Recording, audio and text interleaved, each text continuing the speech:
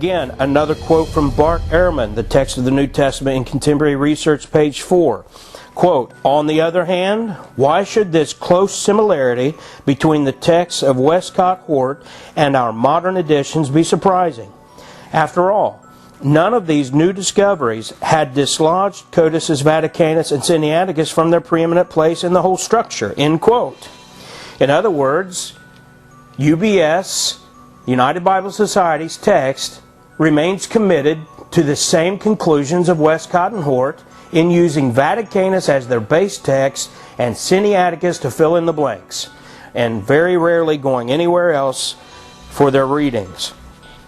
Philip Comfort, again in his book Early Manuscripts and Modern Translations, page 24, is quoted by Gail Riplinger in her book New Age Bible Versions. She quotes Philip Comfort from page 24 of his book, and he is speaking of the third edition of the UBS text, and he says, quote, "And other scholars are discouraged that this new text still looks so much like the Westcott Hort text."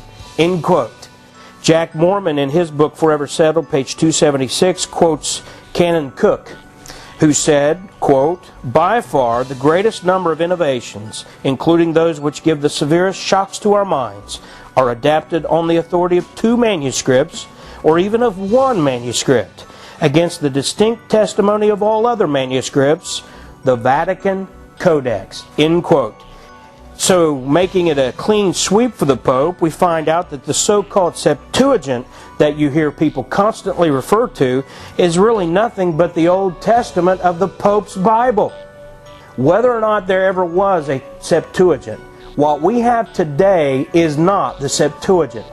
What we have today is the Hexapla of Origen, a heretic who mutilated the Scriptures, and we also have this Vaticanus Old Testament in Greek. And that is what's referred to as the Septuagint. It is nothing but the Pope's Old Testament in Greek. Here's a quote regarding the Codex Vaticanus directly from the Catholic Encyclopedia itself. Quote, "As to the editions of this codex, the Roman edition of the Septuagint, 1587, was based on the Vaticanus. Similarly, the Cambridge edition of Sweet follows it regularly and makes use of the Sinaiticus and the Alexandrinus only for the portions that are lacking in the Vaticanus." End quote. So there's a Catholic scholar right from the Catholic Encyclopedia who is confirming what we've already said. The New is nothing but Vaticanus with Sinaiticus filling in the blanks, and once in a while they'll go off to Alexandrinus or something else, but it's basically Vaticanus with edits. Let's look at a man named Cardinal Weissman. He's quoted by William P. Grady in his book, What Hath God Wrought, page 330, quote, "For, in fact, the principal writers who have avenged the Vulgate," which is Vaticanus is he referring to, "and obtained for its critical preeminence are Protestants." These so-called Protestants doing the Pope's work for him, and in their writings producing a defense of the use of what he called the Vulgate, which is the Vatican Bible. Thomas S. Preston, who was the so-called Reverend of St. Anne's Roman Catholic Church in New York, also quoted from William P. Grady in What Hath God Wrought, page 330, quote, "It is to us a gratification to find that in very many instances they have adopted the reading of the Catholic version and have thus by their scholarship confirmed the correctness of our Bible." End quote. In July 1881, going back to the time Westcott and Hort produced their new version, the Dublin Review, which was a Catholic publication, says, quote, "The new version will be the death knell to Protestantism." End quote. Now, we say that today and we get in trouble. But the new versions are producing apostasy. And if you want to know why the emergent church and the ecumenical movement are so successful in pulling Christians, including professing Baptists, back into the errors of Rome and back to the Pope, it's because they're using the Pope's Bible. Jesus said, "These words that I speak, they are spirit and they are life." And if you're not following God's book, you're following the Pope's book, and the Pope's book will take you back to the Pope, and that's exactly what's happening.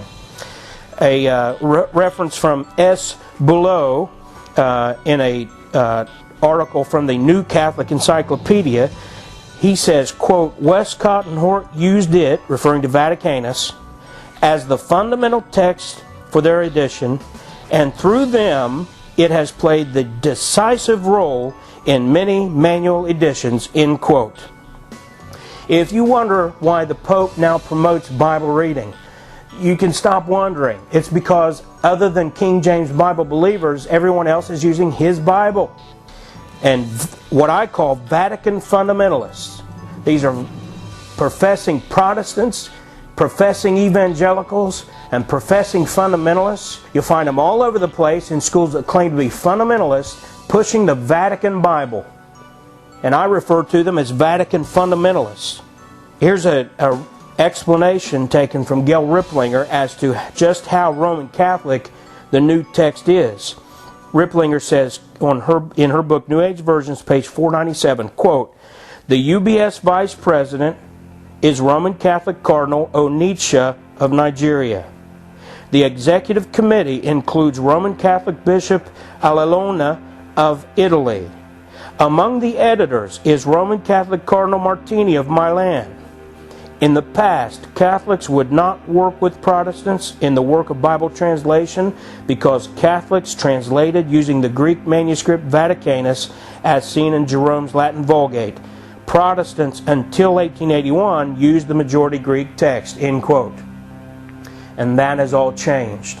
The reason why you have Roman Catholics heading up the United Bible Society's text committees, and why you have Catholics and Protestants uniting to produce Bible translations, is because the Protestants have bowed a knee, are now using the Pope's Bible to produce these new versions.